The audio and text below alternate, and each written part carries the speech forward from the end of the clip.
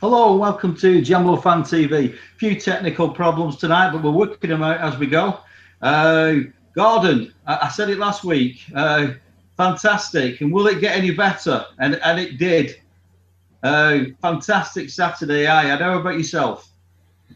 Yeah, well, it was almost a fantastic Saturday. For the point of view, the football was brilliant, but unfortunately, I had a few mechanical problems through the week, which meant I couldn't actually make the game yesterday after saying I was going. So I had to sell my ticket, unfortunately. But yeah, good listening on the radio, good start to the game, and we seemed to battle through the second half. So excellent, yeah. Oh, it was just fantastic. We can do the match review, but we'll pick up on it as we go along. A massive spirit within the side, which seems to be coming back, and it's something we spoke about putting yourself on the line for the club and different players. But let's go through very early goal, shown by some passion. Have you seen the photo that's doing the rounds on social media? Yeah, I have indeed. Yeah, that's one of those photos that looks like the guy's going to turn himself into chips if there's a lot of weight comes through the back of him, and there was a few went in the net with him to celebrate. So yeah, it was a good photo, full of passion, and but perfect way to celebrate an absolute shinner, and that he's put in the back of the net there. For me, it's sort of that picture. I mean, I know that people have been going raving about it, but that picture for me just encapsulates the whole mood around the place. We've gone through some hard times of late, and it's been quite dark at times. Then you come out and you're starting to see players who weren't playing, who weren't performing, and all of a sudden, you've got this young talent who really loves the club, wants to play for the club. Like you said, not the best of goals, but just that celebration and the way it's for me, it just sort of sticks up there and just brings everything together about the total passion that people are showing. Aye, it's about time that was shown. That was something Hearts were always famous for, and I think in the last couple of years, it kind of, I don't know if the championship was too easy, but we played a very patient game in the championship. We seemed to take that on for the last couple of years in the Premiership, and I think teams were maybe starting to get the measure of us how we were going to play against them, but now we're right in their faces, and yeah, it's what Hearts are about. It is, and again, I'll hold my hands up. I wasn't sort of out there shouting for the gaffer to come in, but he did, and he's brought something together. First half, let's have a look. I mean, another one that sort of shone out for me was Walker again. In terms of, I mean, I don't know what the coaching staff have said to the lad. They're getting the best out of him in a maroon shirt at the moment. Not half. Absolutely. The wee montage that he had on Sports Scene tonight, some of the stuff he done was absolutely outstanding. Winning the ball back for himself, actually, which is an unusual trait as far as Walker's concerned.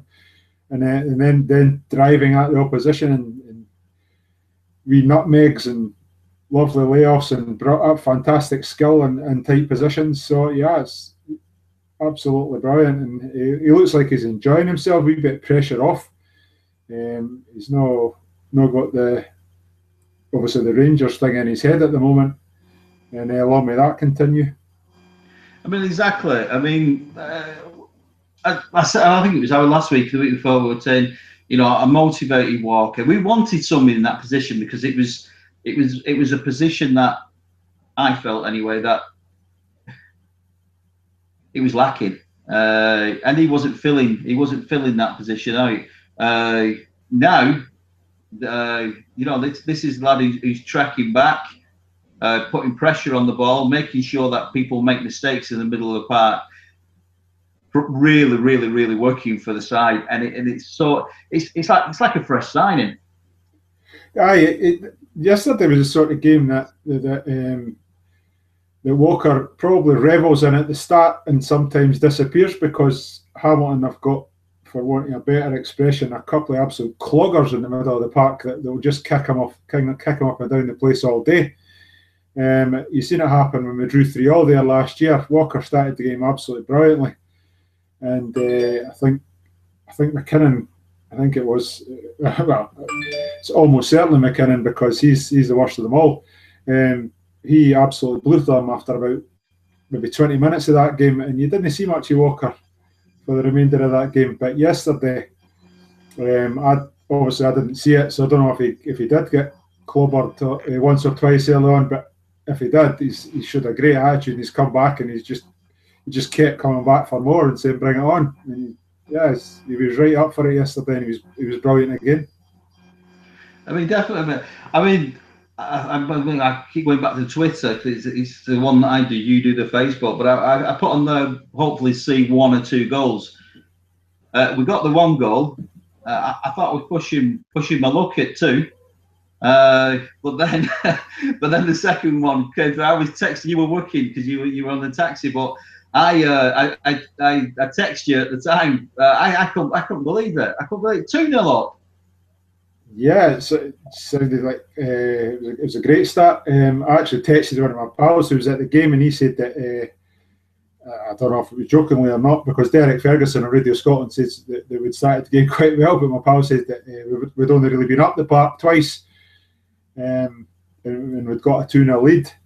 I'm no 100% sure whether I would have liked to have seen Hearts lose the penalty that if Michael Smith had put his foot across Ali Crawford, for instance, in that situation. So I'm not 100% convinced that it was a penalty, but Bobby Madden was a lot closer to it than I was, and he gave it. So I'll accept it and laugh at he tucked it away well. He did indeed. He takes a good penalty. For me, it looks a bit soft, but I'll take them all day long. I mean, throughout the season, there's going to be it's a modern game, isn't it? You only have to touch somebody these days, and it's like they've been took out with a sniper. So the modern game says, contact, done, dusted, and those decisions are going to go against us. So I'd have that all day long. 2-0. I was actually confident of maybe going on and getting a few more, but it was compact, weren't it? It was a Levine type approach to the game in terms of being defensive again and being disciplined. Yeah, he's always been the sort of guy who gets you in the lead and then protects the lead. And as often as not, certainly later on in his managerial career, when he went to Dundee United after he came back from Leicester, they sort of leads often led to like 4-goal wins for Dundee United, and it could have probably easily happened like that yesterday. But I don't know whether I want to give credit to Hamilton, because I didn't like them very much, to be quite honest with you. But they've got themselves back in the match. Grelak's made a wee bit of he's hesitated, hasn't he? He could have easily headed that ball away, and Templeton's nipped in and took off him. We'd actually given up another couple of chances to Bingham. Thankfully, Bingham's one of those guys who's, as much as he can be brilliant, he's equally capable of being absolutely horrific. And he was pretty poor yesterday. And we got away with a couple as they started to come back at us. But yeah, the second half, I believe it turned into a bit of a battle, and it was unusual for Hearts in recent times to square up to that battle and sort of comfortably hold out and just basically say, as I said the other on, when we was talking about Walker, just bring it on. We're just not losing this lead. It was. It did get into a little bit of that sort of siege mentality, particularly when there were people like myself where it was 2 and then they got the 1 back. I think I was actually texting you about the goal, and then they snuck 1 back in. What do you think about that? Did you get to see it? I've seen the highlights on Sports Scene, yeah. Hamilton probably had the best 15 minutes of the match was probably then he approached it in the run up to half time. When they got the goal, they had another chance or two. Yeah, I think we were quite comfortable in the second half, what I'm led to believe, and McLaughlin's brought off a good save at the end of the highlights there for a free kick, and that's the only time they even looked like scoring, so happy days with that. Happy days indeed. Happy days indeed. Tell you something else that was nice to see. I mean, I tweeted something again about the gaffer put it out about basically about the crowd. Sold a lot of tickets, a lot of people going along. That's the kind of support that he wants. That's the sort of the extra man that he needs. What a sight! I don't know if you saw the photo of the away end. Absolutely rammed it full, and they never shut up all game, which you want to see. It is good to see. Yeah, I'm absolutely a follower of it. Is it Football Fan Away Days or something? That the guy is that tweets those pictures, and it was brilliant to see a full away end, and I think it was something like 2,099 Hearts fans in a crowd of about 3,500, and it's a phenomenal back and away from home to outnumber a home support in a top division. You can't really ask for any more for the fans, that's for sure. You can't indeed. And like I said, players starting to, there's nobody buggering off down the tunnel because they don't want to come near the fans anymore because they know they're going to get booed. Those days seem to have gone. Fans coming up to players and vice versa, showing appreciation to each other. It's exactly what you want. Basically, that's the game in a nutshell. Does it get any better? Yeah, it does, because everybody dropped points around us. We didn't get off to a flying start in the season. But some brilliant results yesterday as well. Yeah, it was. I'll text you and says it was a really good day for Hearts. We Hibs dropping points, Aberdeen dropping points. Motherwell, obviously, they probably were the team that dropped the points at Easter Road, is the way that game finished. But Kilmarnock getting a point at Aberdeen, definitely. Rangers dropping points at Firhill. I'm still not convinced that we will be much of a bother to Rangers and Aberdeen, but yeah, things are looking promising. And to get 3 points when only Celtic and Dundee got 3 points yesterday, it was an excellent weekend for us. It was mixed emotions for me because I actually had a bet on with St Johnstone, who was one. I tweeted you about another one. Burnley let me down for one of them. That would have been 198 quid. And not a massive one, but around about 90 quid. And you put your shirt on St Johnstone at the moment, but not when I put a bet on them. The buggers go and lose. So mixed emotions. So I was sad, had some money taken out of my pocket, but brilliant that it sort of throws us back in the mix. As we sort of go on, Gordon, are you sort of happy with what we've got together? Is there anything else you'd sort of add to it? Is there anybody else you see coming in, who's on the fringes? Or do we just say, actually, it's a winning side, we carry on doing what we do? No, I was delighted to be pointed out.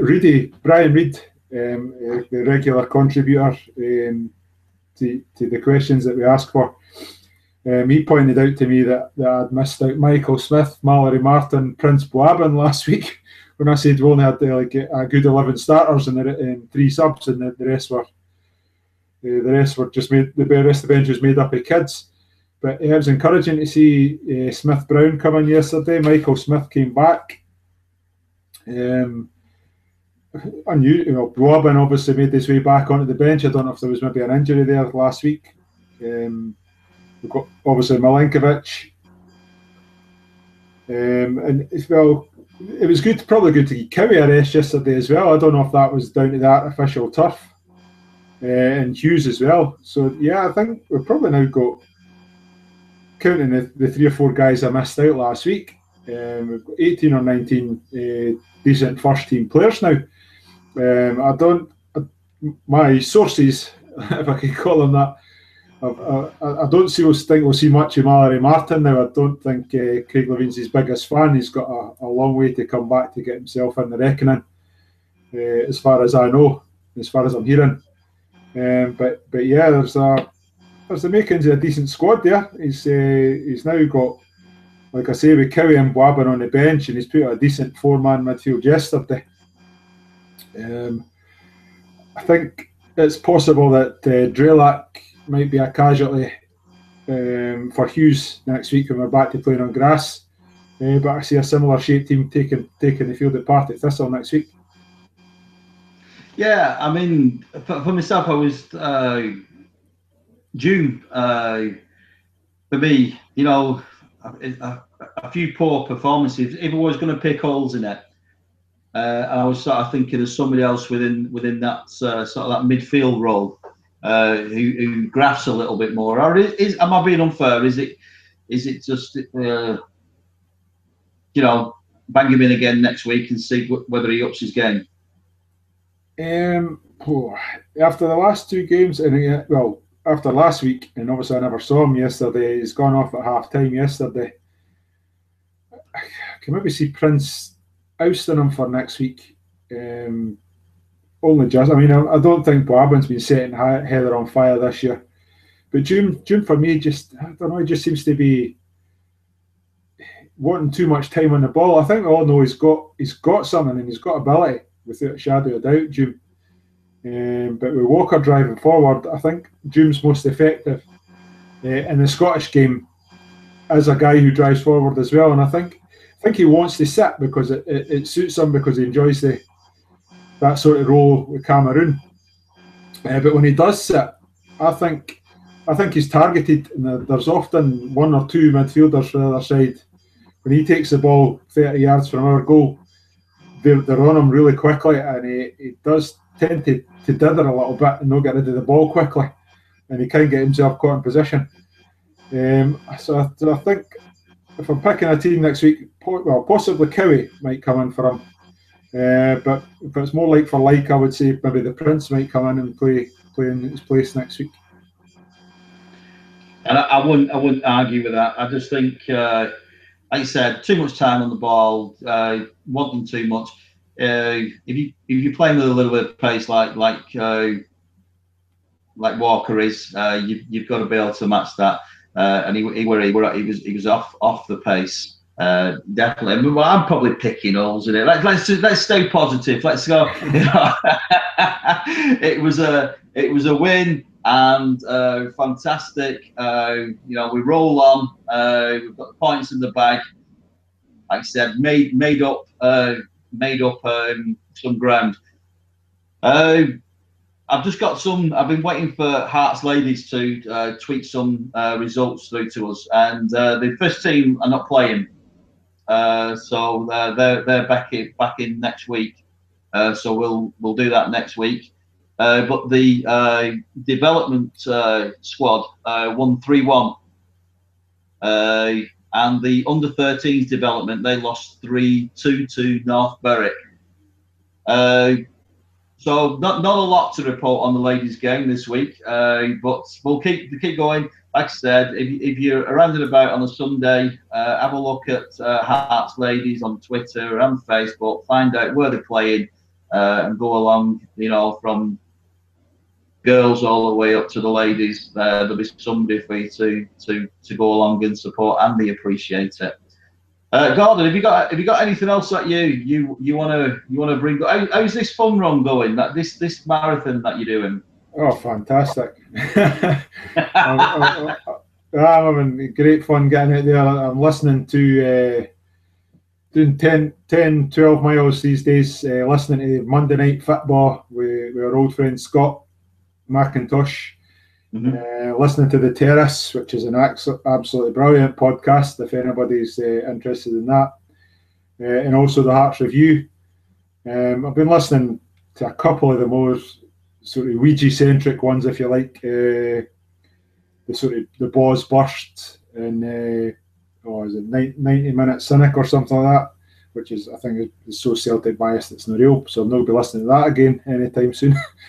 The Boz Burst kind of we got put off last week because the guy reporting on the Aberdeen Hearts game was an Aberdeen fan who said, apart from being at Murrayfield, nothing else happened last week. So obviously your team drew 0-0, they play crap. You think it's a crap game, which we obviously totally disagreed with as Hearts fans last week. We were totally encouraged by what went on.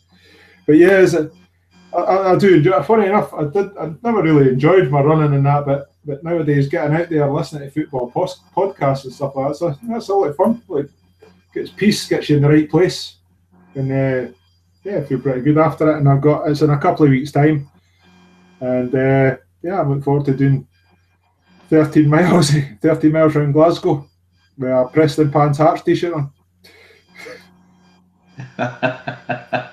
Well, I've said it before. God, I'd bloody die.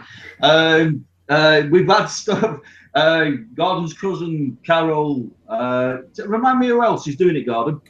Carol and my cousin Graham as well. My brother-in-law Andy Brown. So we're looking forward to that. Andy's the most experienced runner out of all. He's done marathons and halves before. So expect him to get the best time out of us all, and Graham probably next, and Carol and I will sort of waddle over the line in about 2.5 hours. So it should be fun. Well, Carol's going to double figures. She reported the other day, which is fantastic. Let me bring people up on this, and I know it's still Hearts related. So forgive me, Gordon, if I get anything wrong, chip in and let me know. Massive Hearts fan, part of the Preston fans lot. Sadly passed away. It's New Year, Gordon? Yeah, it was the 31st of December, yeah. 31st of December. Massive loss. Great lad. I said massive Jambo. Gordon's doing, and others are doing this half marathon. Training, pushing themselves through it. They're not runners by any stretch of the imagination, just going out and doing it, and doing it for a great cause. Now, if you go onto the Facebook page, you'll see the link for Just Giving. If you go onto the Twitter page, you'll see the link for Just Giving. Please go on. Like I say, it doesn't matter. Just don't buy your pie tomorrow at Greg's. Do without that Costa coffee just for this, and just bang a £1 on there. If you can get 100 people doing that, it all adds up. So please, just go on. We don't ask for much. Just go on there and do that, and you can make a difference. Definitely make a difference. Well, Gordon, we've come to the end. I'm happy as Larry. It proper made my weekend. Hearts pulling the points out of the bag, and the way that it was done, the passion that it was done with, more than happy. We've been JamboFANTV, and we'll speak again soon. You look after yourself.